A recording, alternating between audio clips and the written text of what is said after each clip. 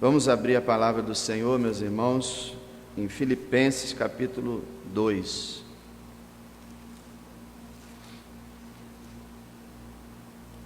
Então vamos meditar em Filipenses capítulo 2, versos 5 a 11, uma das passagens mais impressionantes de toda a Bíblia.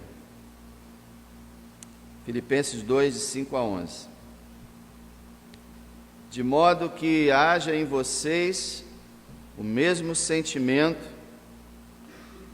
ou a mesma mentalidade, ou a mesma atitude, que houve também em Cristo Jesus, que sendo em forma de Deus, não teve por usurpação ser igual a Deus, mas aniquilou a si mesmo, tomando a forma de servo, fazendo-se semelhante aos homens, e achado na forma de homem, humilhou a si mesmo, sendo obediente até a morte, e morte de cruz.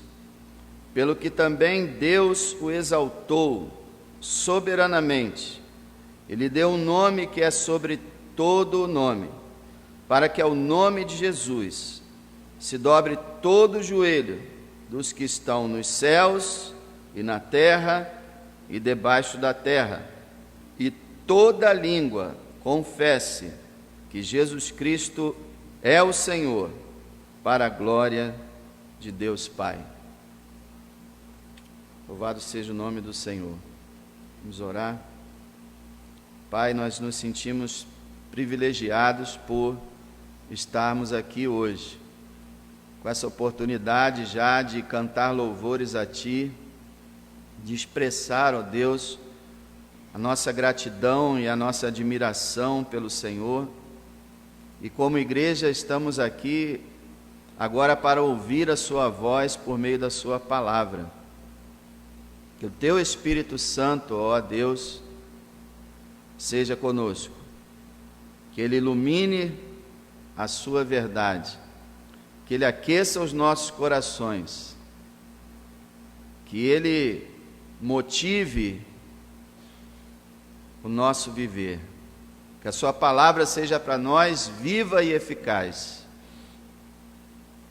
que nós saiamos daqui cheios do Espírito Santo, cheios de alegria, cheios de louvor e adoração a Ti. Senhor, eu peço pelos meus irmãos que estão doentes, como a família do irmão Gustavo. Abençoa, Deus, o Gustavo, a Ana Paula, graças a Deus a Fernanda está melhor. Abençoa essa família para que, com Tua bênção, eles possam estar aqui final de semana que vem. Abençoa qualquer um que estiver doente, enfermo, abatido, entristecido, desanimado. Seja qual for o problema e a situação, que o Senhor possa abençoar. Abençoa minha esposa nesse momento de dor. Abençoa a sua família. E seja, meu Deus, com todos. Enxugue as lágrimas e abra nossa boca para que possamos louvar e bendizer o nome do Senhor. Amém. Meus irmãos, algumas vezes nosso Senhor ensinou assim: aquele que humilhar a si mesmo será exaltado. E essa passagem nos mostra que assim aconteceu com ele, e de uma maneira inigualável, incomparável. Então nós vamos dividir essa mensagem em duas partes. A primeira parte do verso 6 a 8, a segunda do 9 a 11.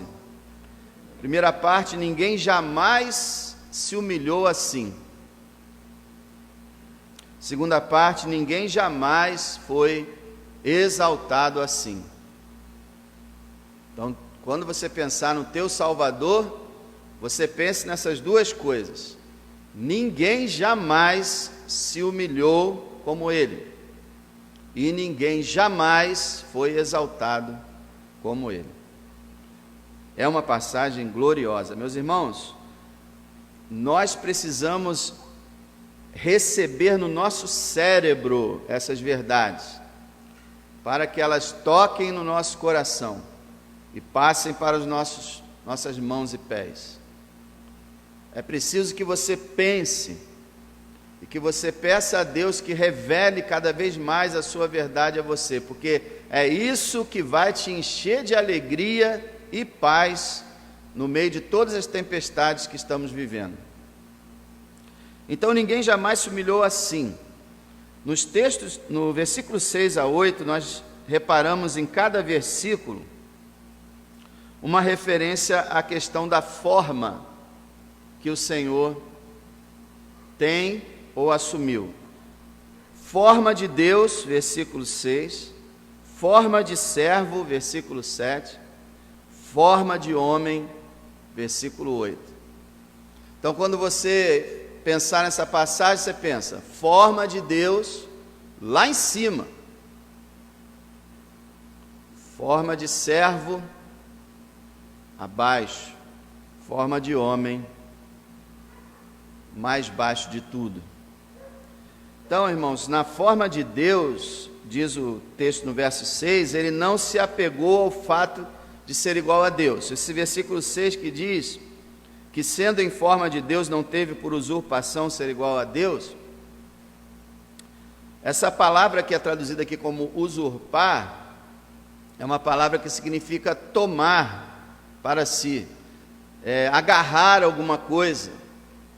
Então esse texto quer nos informar, e essa palavra usurpação não é tão boa assim, a melhor tradução seria assim, sendo em forma de Deus, não se apegou ao fato de ser igual a Deus. Não teve por usurpação ser igual a Deus, quer dizer, ele não se apegou ao fato de ser igual a Deus. Eu lembro do meu serviço uma vez, algo que nos esclarece um pouco isso aqui. Estava trabalhando e tinha 3 que trabalhavam comigo, e um estava no balcão atendendo e escrevendo lá, despachando uma encomenda, e ele deixou uma folha cair no chão, do outro lado do balcão. E do outro lado do balcão estava doutor Antônio, que era, vamos dizer assim, o subchefe do estado do Rio todo. Tinha um que era o diretor e acionista da empresa, e tinha esse doutor que era logo o braço direito dele, o substituto dele. Essa folha caiu no chão, aí pobre rapaz, sem nenhuma experiência, chegou e falou para ele assim: o senhor pode pegar essa folha para mim que caiu aqui no chão? Ele olhou para o funcionário de cara muito fechada e falou assim: você acha que eu vou pegar essa folha no chão para você? Dá a volta agora e pega você essa folha. Então a ideia é essa: as pessoas, os seres humanos, eles se apegam ao que eles são. Não, eu sou diretor, eu sou isso, eu sou aquilo. Quem você pensa que com quem você pensa que está falando? Eu não vou fazer isso. E nós vemos aqui aquele que é em forma de Deus, aquele que é divino, não se abaixando para pegar uma folha no chão, mas fazendo infinitamente mais, como a gente cantou agora, né? Infinitamente mais.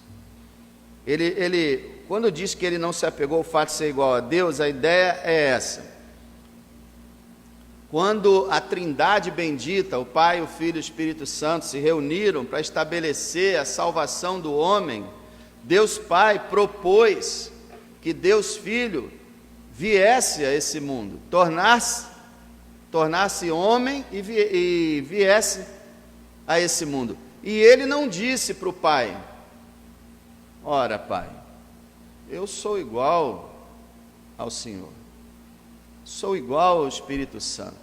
Porque tem uma coisa que talvez você não saiba: o Pai, o Filho e o Espírito Santo, eles têm uma ordem hierárquica somente com relação à nossa salvação.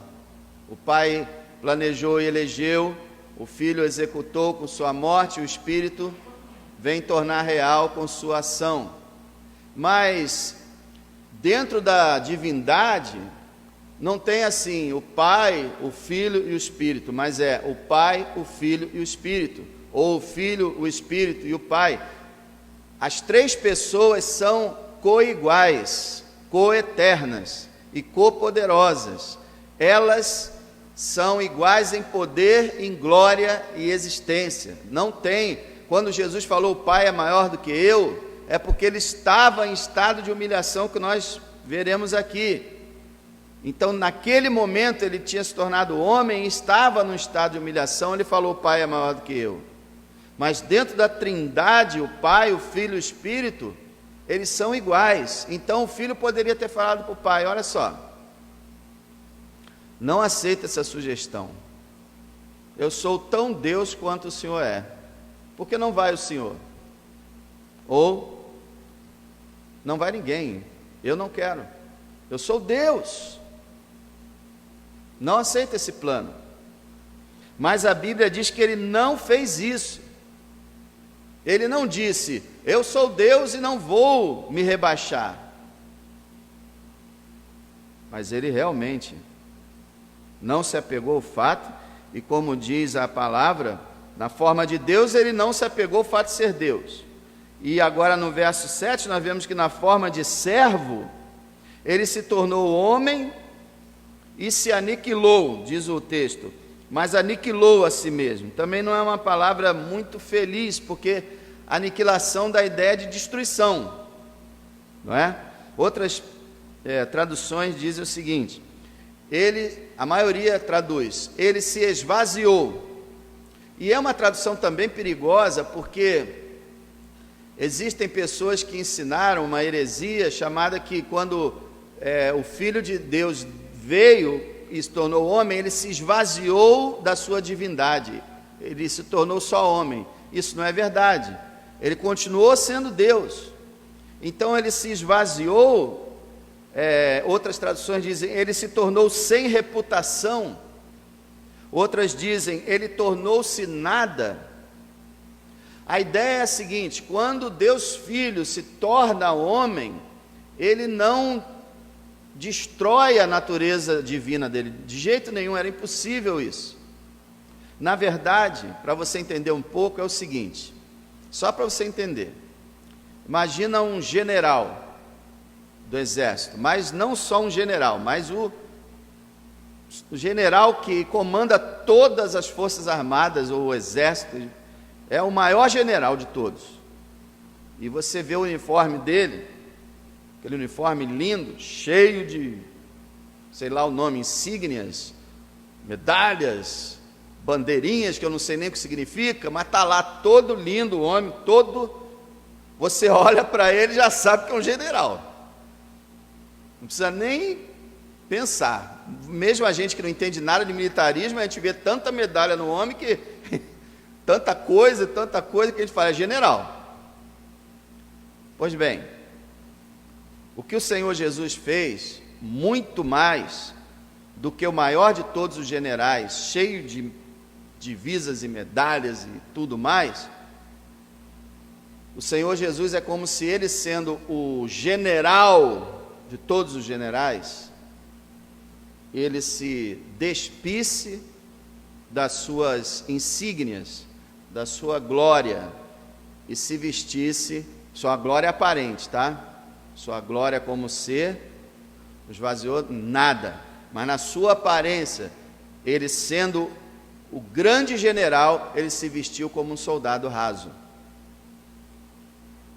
Você imagina um grande general andando pelo quartel com aquela calçazinha, aquela camiseta branca, como se fosse um soldado, principiante, iniciante. foi que o Senhor fez muito maior. Ele se despiu da aparência da sua glória, de modo que quando ele era visto pelas pessoas, muitas delas não davam nada por ele. As pessoas olhavam para ele: quem é esse aí? Quem é esse beberrão, amigo de publicanos e pecadores? Quem é esse samaritano, esse endemoniado? Porque infelizmente foi isso que falaram dele. Eu fico até temeroso de falar uma coisa dessa aqui, mas foi o que falaram dele, gente. Então eles olhavam para ele: um homem. Mas ali naquele homem, como diz Colossenses 2,9, habitava e habita até hoje toda a plenitude da divindade. A gente tem mais ou menos um vislumbre disso quando ele levou Pedro, Tiago e João para o monte. E lá ele começou a orar e diz que ele resplandeceu, de modo que a sua roupa ficou mais branca do que qualquer coisa que pudesse existir na terra, e o rosto dele resplandeceu como o sol. Então naquele momento ele permitiu que a glória dele, vamos dizer, vazasse do seu corpo humano. Mas não era esse o normal. O normal dele era toda aquela glória estar oculta, todas as insígnias da sua autoridade, soberania, tudo estava debaixo do momento ali. Ele tinha aceitado se tornar servo. É impressionante, irmão. Aquele que é o Senhor dos senhores aceita se tornar servo. Ele disse: o Filho do Homem não veio para ser servido, mas para servir e dar a sua vida em resgate de muitos. Impressionante. O versículo 8 fala que na forma de homem, ele se humilhou, sendo obediente até o ponto de morrer na cruz. Olha lá, achado na forma de homem, humilhou a si mesmo, sendo obediente até a morte, morte de cruz. Ele que é o Senhor, na mesma magnitude do Pai e do Espírito, ele vem como homem e aceita ser servo. É impressionante, eu sempre fiquei assim meio perplexo, que o apóstolo Paulo, escrevendo no versículo 6, 7 e 8, ele nunca escreveu assim como a gente poderia pensar: forma de Deus, forma de homem, forma de servo. Seria assim que a gente pensaria, né? Forma de Deus, forma de homem, forma de servo. Mas ele coloca não: forma de Deus, forma de servo, forma de homem. O que é isso? Talvez possa estar indicando que no momento que o Filho disse: eu vou, mesmo ainda estando na glória, na divindade, ele já estava assumindo que seria servo. Então ele assume esse compromisso de ser servo antes de se tornar homem. Por isso, forma de Deus, forma de servo, forma de homem. Pensa um pouco nisso, gente. Aquele que era igual a Deus, veja, o versículo 6 fala que ele não se apegou ao fato de ser igual a Deus. E esse texto falando de Deus está falando do Pai. Ele é igual ao Pai. Vamos ver um pouco de como isso aconteceu. Já vimos que ele, sendo em forma de Deus, ele se fez forma de servo, forma de homem. Vamos ver um pouco isso na prática. Ele desce da glória e surge no mundo. E aí é Natal. O Natal, irmãos, foi aquela noite que é chamada de Noite Silenciosa de Belém. Foi a maior noite da história humana.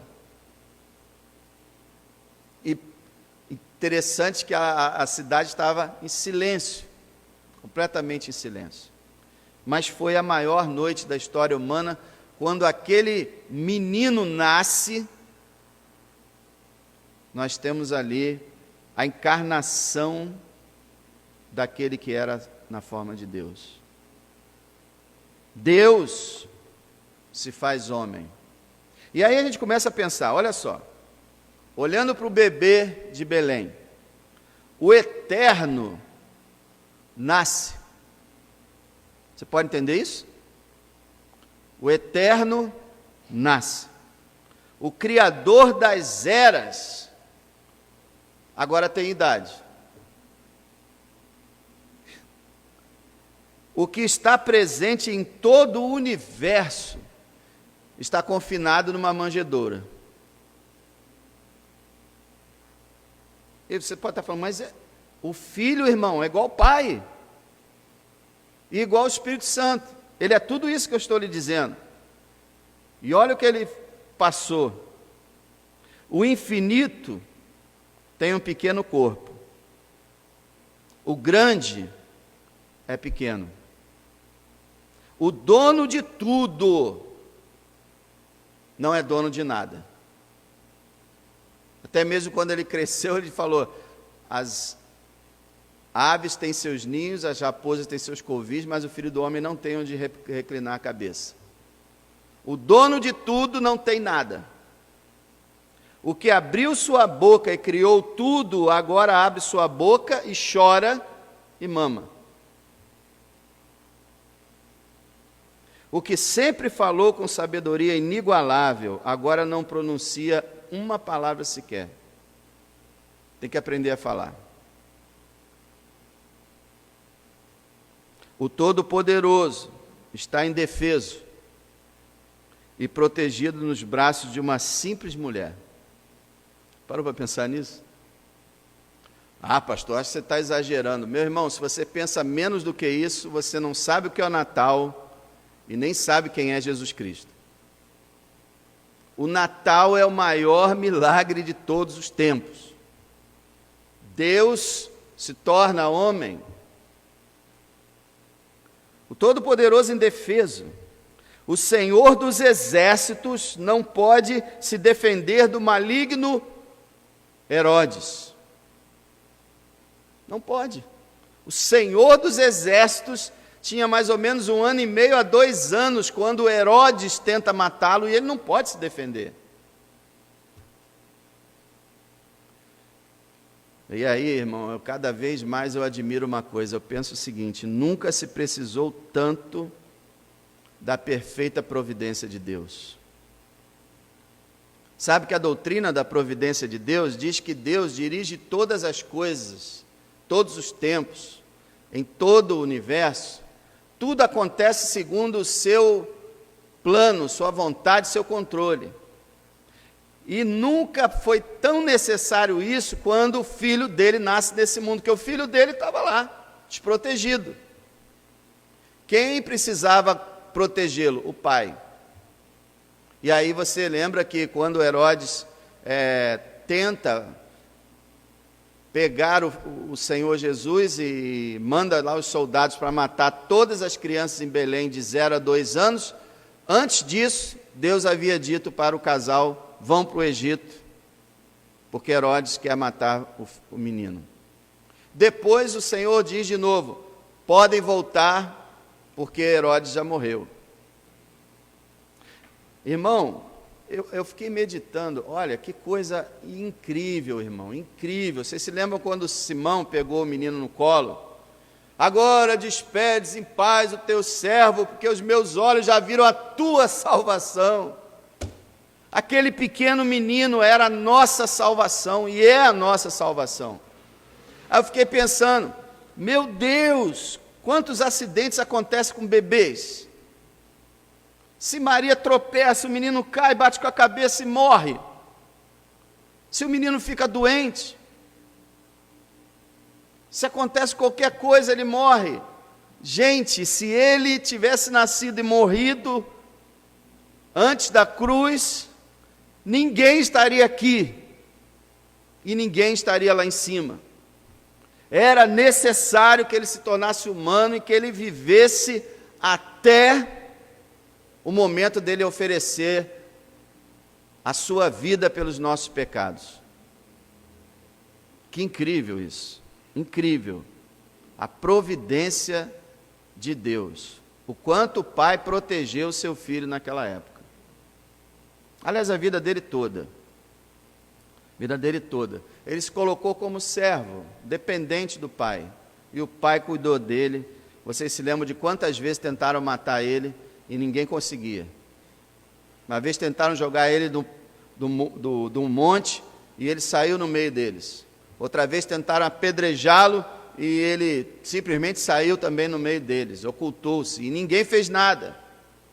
João fala toda hora, tentaram fazer isso, mas ainda não era chegada a sua hora, a hora determinada pelo Pai. Irmãos, que nós possamos confiar que o nosso Deus vela por nós a cada segundo e que não acontece nada fora dos planos dele. É fabuloso isso, irmão. Eu não tinha pensado nesse aspecto antes. Pensa um pouco do menino Jesus crescendo. Naquela época, irmãos, mais ou menos mais da metade das crianças que nasciam morriam. E o pai está lá, preservando seu filho, guardando seu filho, cuidando dele. Mas aí ele vai crescendo. Ele vai crescendo e o Senhor de todas as coisas é sujeito às ordens de seu pai. Aliás, de seus pais. Lá em Lucas 2 fala que ele era obediente em tudo a seu pai, que não era seu pai, era pai adotivo, e a sua mãe. Aquele que é o Senhor de todas as coisas era sujeito a seus pais. O arquiteto do universo torna-se um carpinteiro simples, que trabalhava na bancada de madeira ali fazendo móveis, com todas as dificuldades que existiam para fazer móveis naquela época. Por isso muitos dizem que o Senhor não devia ser magrinho, como todo mundo gosta de colocar ele como magricelo, né? Talvez até no ministério ele tenha feito jejuns, não sabemos se ele fez muitos. Sabemos que tinha épocas que ele não tinha nem como comer direito, tanta coisa que ele fazia. Mas ele era um carpinteiro. O arquiteto do universo, apenas um carpinteiro. E aí, o Deus encarnado completa 30 anos. E começa seu ministério. Irmão, o que é a palavra ministério? Eu vejo obreiros hoje que dá vontade de rir, né? Ah, o meu ministério. É porque ministério se tornou sinônimo de coisa grande, né? Ministério, os ministros, deputados, senadores, ministério disso, ministério daquilo. As pessoas acham que ministério... Mas o que quer dizer ministério? Para que existem todos os políticos e ministérios? Para servir a população. E o ministério de Jesus nada mais foi do que serviço à humanidade. E aí a gente volta a ficar impressionado, porque ele é o Senhor. Mas ele começou seu ministério por volta dos 30 anos, e aí ele prega o evangelho aos pobres, ele cura os doentes. É impressionante, irmão. Nenhum milagre que ele realizou jamais foi para aparecer para qualquer pessoa que seja. Jamais ele realizou um milagre para dar espetáculo. Todos os milagres dele eram necessários e eram para o benefício dos seres humanos. Até mesmo quando ele andou sobre as águas, alguém poderia dizer, aí, estava se exibindo. Ele estava indo ao encontro dos seus discípulos, estavam no meio de uma tempestade e não conseguiam sair de lá. Ele foi até eles para ajudá-los.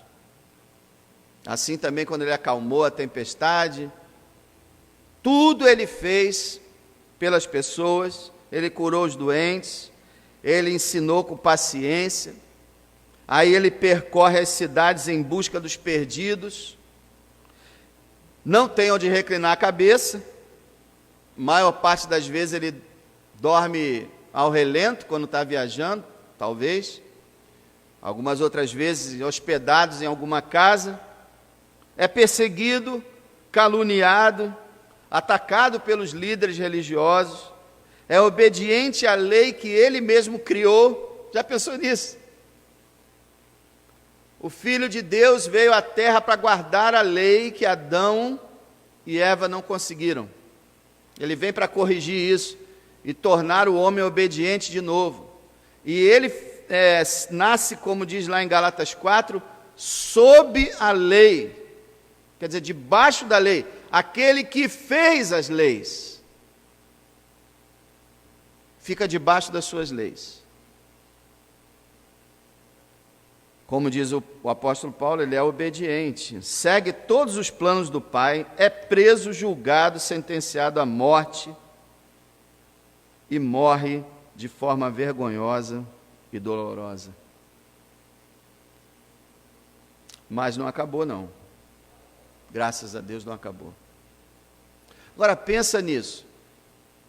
Natal significa que Deus é humilde, que Deus se humilhou mais do que qualquer um possa ter se humilhado. O próprio Deus. Não pensa em Jesus apenas como um homem. Ele é um homem realmente, mas ele também é Deus. O próprio Deus se humilha para nos salvar. Ninguém nunca se humilhou como ele. E as pessoas falam, né? Eu não gosto de me humilhar para ninguém. Mas ele gostou. E glória seja a ele porque ele gostou. Porque se ele não decide se humilhar, nunca seríamos exaltados. Se ele não desce, nunca subiríamos. Irmão, a nossa fé não é como todas as falsas religiões, que é uma espécie de tentativa de você alcançar o céu, como a Torre de Babel. Não, a nossa fé é Deus desceu para nos resgatar. Não foi a gente que subiu, foi Ele que desceu. Deus desce. Como é que pode isso? Quem tinha que descer era a gente. Mas Ele desce. Sendo Deus, Ele desce. Ninguém jamais se humilhou assim. Em segundo lugar, ninguém jamais foi exaltado assim. Ninguém jamais foi exaltado assim. Ele tornou-se o único salvador de todos os homens, porque Ele morreu por eles. Ele se tornou o principal homem de toda a história, porque Ele ressuscitou. Nenhum homem ressuscitou. E aí você vê no verso 29, no verso 9, pelo que também Deus o exaltou soberanamente. Essa palavra também não é muito boa, soberanamente. A palavra mais certa é supremamente, porque soberanamente dá a ideia de que Deus o exaltou com autoridade, com toda a autoridade que Ele tem, mas a ideia não é essa, a ideia é que Deus exaltou seu Filho de uma maneira suprema. Então é melhor traduzir, Deus o exaltou supremamente. Deus exaltou seu Filho de uma maneira incomparável. Então Ele torna o seu Filho o único Salvador dos homens e o principal homem da história, porque diz que Ele exaltou supremamente e lhe deu um nome que é sobre todo o nome. O nome de Jesus, ou seu nome mais completo e mais assim forte, o Senhor e Salvador Jesus Cristo.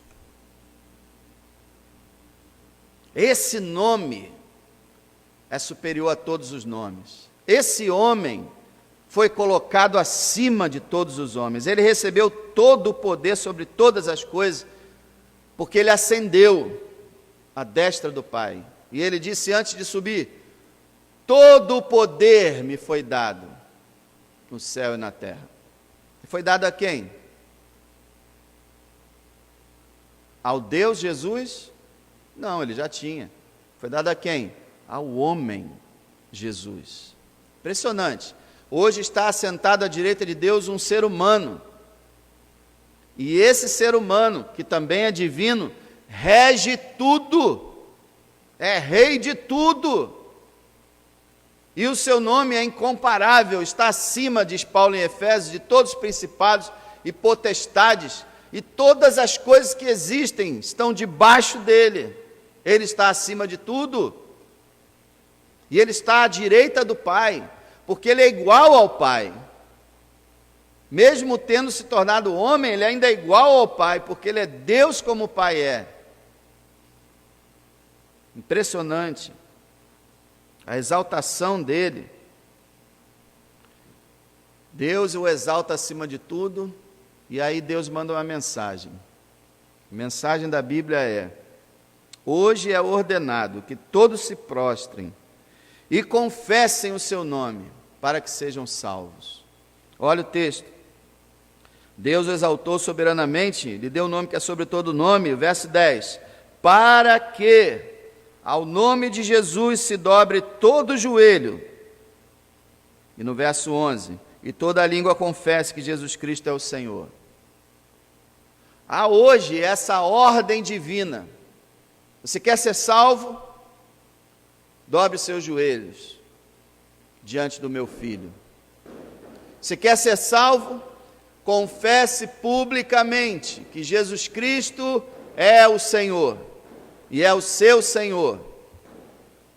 Irmãos, hoje o diabo nunca trabalhou tanto para que a igreja se cale ou deixe de adorar o Senhor. Hoje o cristianismo é considerado lixo. A nossa fé é tida como ridícula.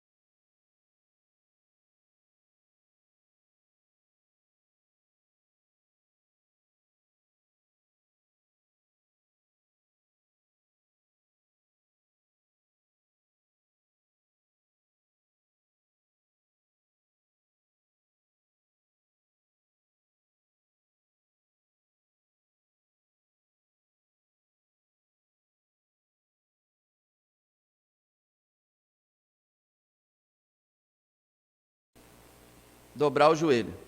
Quando você dobra o joelho, você não tem mais ação. Esses bandidos, esses criminosos, covardes, eles costumam falar com as pessoas quando vão executar elas: dobra o joelho aí.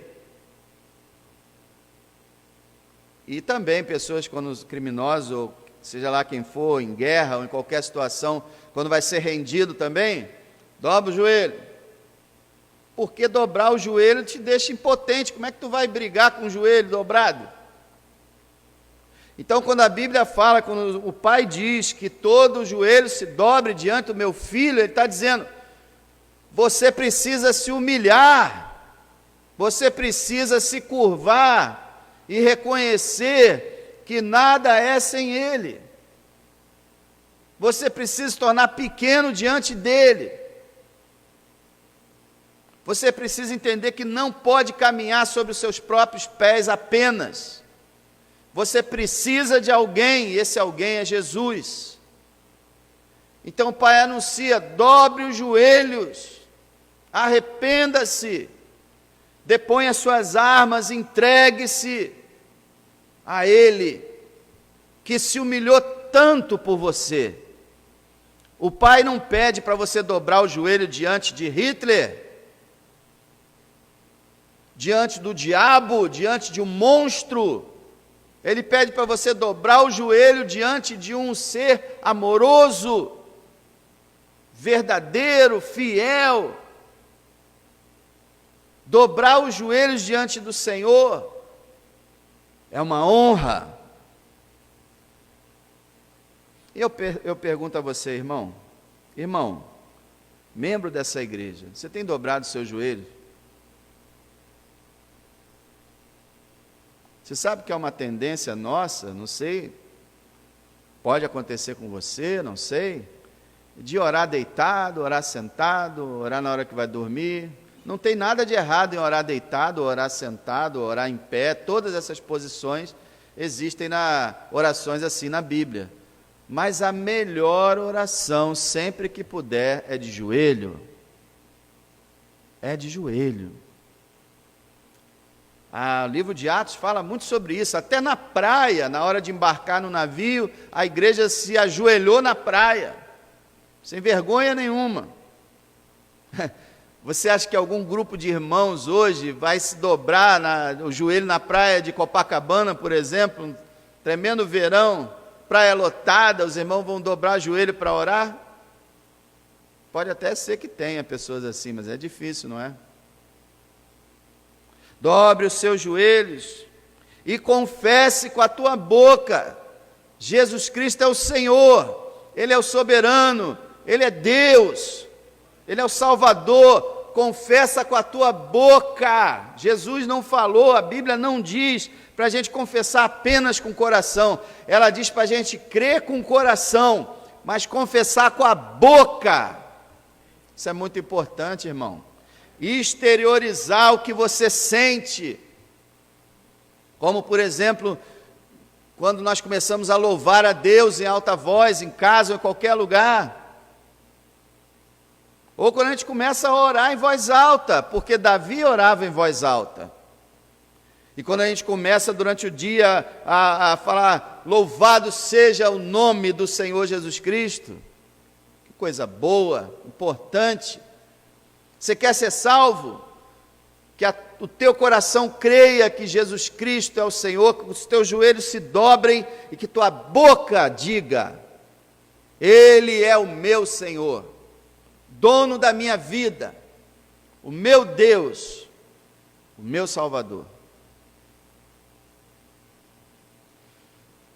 Essa é a ordem hoje de Deus. Eu digo ordem, tá? Não é uma sugestão, não é um pedido, não é uma dica, é uma ordem, é um mandamento. João escreve na sua carta dizendo que o mandamento de Deus é que nós creiamos no seu Filho e amemos uns aos outros. O crer é um mandamento. Quando Paulo fala lá em Atos 17, aos areopagitas, ele fala que Deus não leva em conta os tempos da ignorância, mas anuncia agora a todos os homens em todo lugar que se arrependam, porquanto tem determinado um dia que com justiça há de julgar o mundo, e demonstrou isso através, ressuscitando seu Filho. Quando ele fala assim, anuncia, Deus agora anuncia a todos os homens que se arrependam, essa palavra também é fraca, porque anunciar significa proclamar, e no original grego dá a ideia de ordenar. Deus ordena a todos os homens que se arrependam. O Evangelho não é apenas um convite ou uma sugestão. O Evangelho é uma ordem divina. Que todos se dobrem diante dEle, todos confessem que Ele é o Senhor, se querem ser salvos. E aí, hoje a ordem é essa, e essa ordem que hoje Ele dá, e milhões não estão nem aí. A gente sabe que mais de 90% da humanidade não é regenerada, embora mais de 1 bilhão se reconheçam cristãos, mas são nominais. Menos de 10% são realmente cristãos, mais de 90% não o honram de verdade. Então a maioria dos joelhos não tem se dobrado e a maioria das línguas não tem confessado. E eu pergunto a você, visitante, você que não é cristão, você que não faz parte dessa igreja, ou sei lá se você já é, você tem confessado que Jesus Cristo é o Senhor? Você já tem reconhecido que Ele é o teu Senhor? Você já tem se prostrado diante dEle?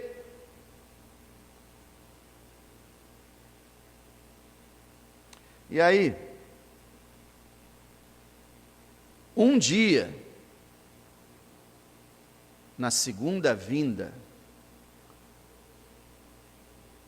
todos vão se prostrar, e toda língua vai confessar. Olha o que diz o versículo 10. O verso 9 fala: Deus o exaltou soberanamente, lhe deu um nome que é sobre todo nome. E aí diz 10: para que ao nome de Jesus se dobre todo o joelho dos que estão aonde? Nos céus, na terra e debaixo da terra. Agora nós estamos falando já de todos os que estão nos céus, que estão na terra, os que já estão debaixo da terra, simbolizando os mortos, os que estão nos céus, os anjos, estão na terra, os homens. Aí já vai acontecer geral, para todos, para que todo o joelho dos que estão nos céus, na terra e debaixo da terra, para que se dobre todo o joelho. No verso 11, e toda língua confesse que Jesus Cristo é o Senhor. Isso vai acontecer. Todo o joelho vai se dobrar. Os joelhos de Hitler vão se dobrar. Os joelhos de Napoleão vão se dobrar.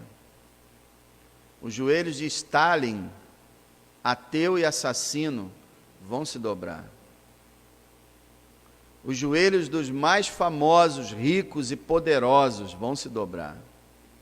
Mas também os joelhos dos pobres, dos desconhecidos vão se dobrar. Todos vão se dobrar. E todos, quando o virem, vão confessar. Quando que isso vai acontecer, irmãos? Claramente, baseado em várias outras referências, tanto no Velho Testamento quanto no Novo Testamento, isso vai acontecer quando o grande Senhor se assentar no seu trono branco e reunir toda a humanidade diante de si.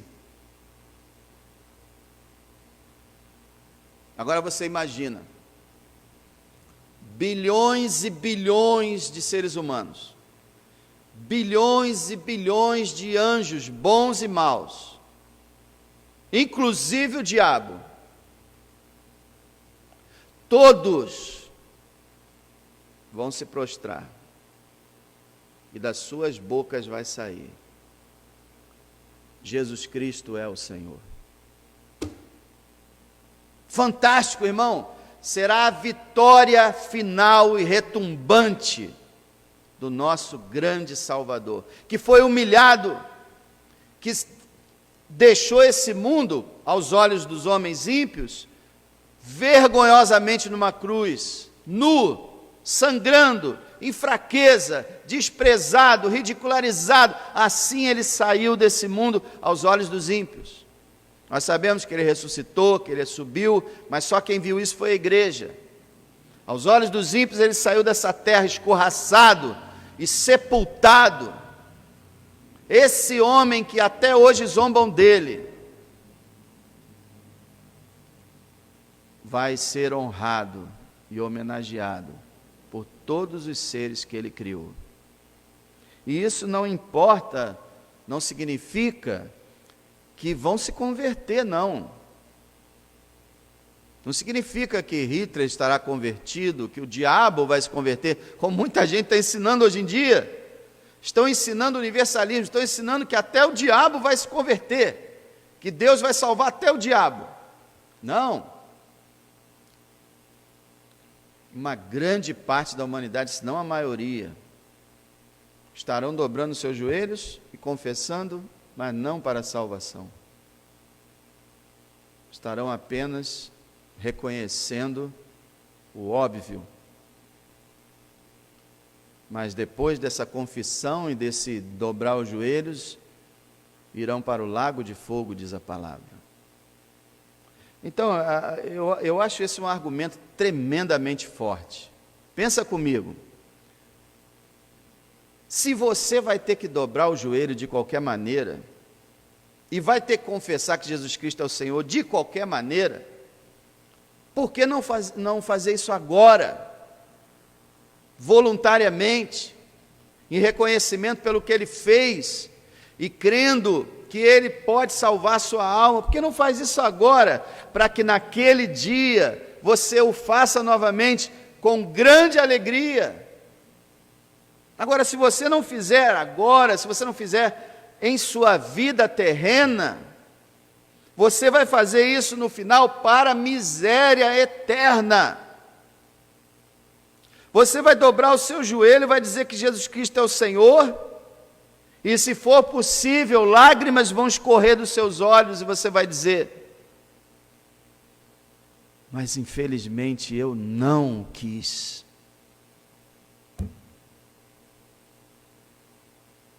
Ele é o Senhor, Ele é o Salvador, diante dEle eu reconheço e me dobro, mas é tarde demais. Oh, meu amado, veja o versículo 5, que é a motivação de toda essa passagem. De modo que haja em vocês o mesmo sentimento que houve também em Cristo Jesus. Mesmo sentimento, ou mesma mentalidade, ou mesma atitude.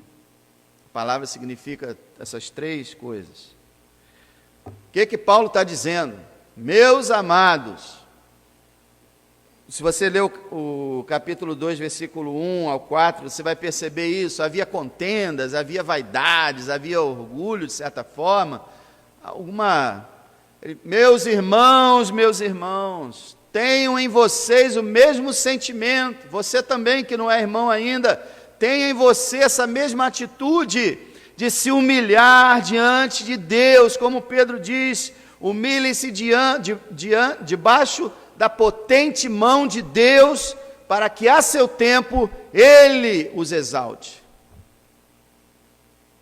Façam como Ele fez, humilhem-se, prostrem-se debaixo da potente, da poderosa mão de Deus. E olha o que é maravilhoso. Você se prostra, essa poderosa mão de Deus podia te esmagar igual um inseto. Mas não, você se prostra e essa poderosa mão de Deus vem e lhe pega.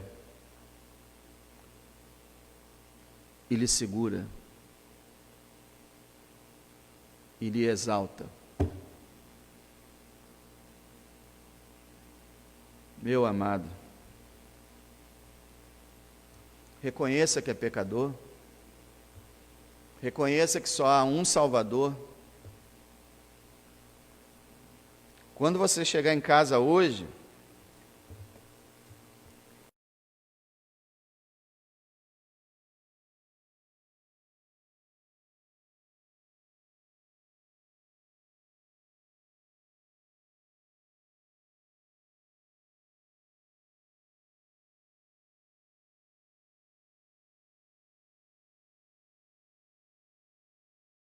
nós queremos ser, nós achamos que somos.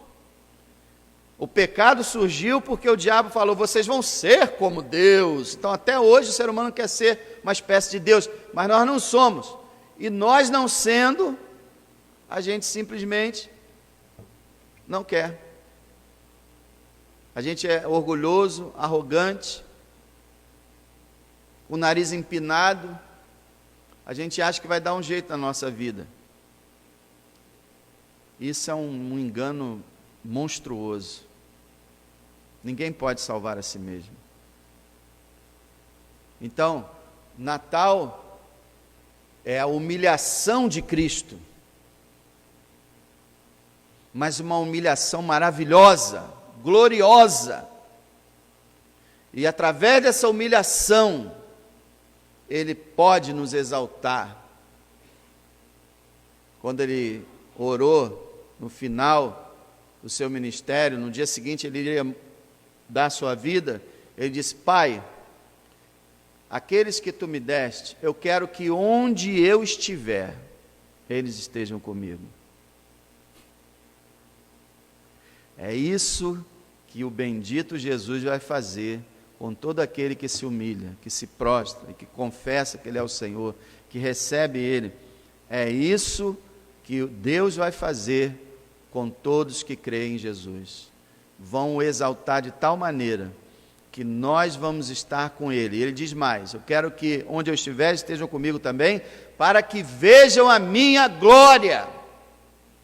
aquele que se humilhou até o pó e a cinza, que suportou a vergonha e a dor, hoje está cheio de glória. E ele diz: quem quiser, meu sangue pode comprá-lo, meu sacrifício pode salvá-lo, minha ressurreição te dará a ressurreição. E se você quiser, e você acreditar, você vai habitar comigo por toda a eternidade. Você vai ver a minha glória. Meus amados, que todos nós nos prostremos enquanto podemos e confessemos com a nossa língua que Jesus Cristo é o Senhor. Vamos cantar um hino de louvor ao Senhor, que é a mensagem do Evangelho e fala de tudo que o Senhor fez por nós naquela cruz e com sua vida. Que você receba essa salvação maravilhosa. Que Deus o abençoe. Uma semana maravilhosa diante de Deus e um Natal cheio de gratidão. Fiquem na paz do Senhor.